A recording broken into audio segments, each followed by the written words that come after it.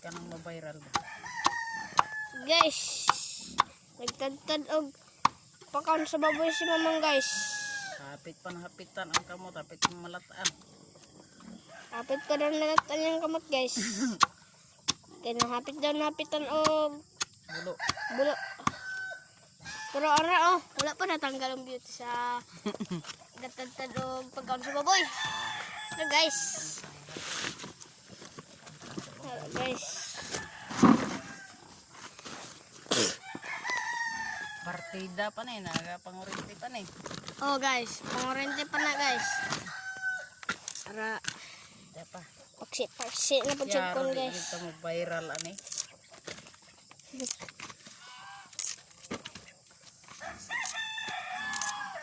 Guys. Agad na po, dagay, lamputan ko.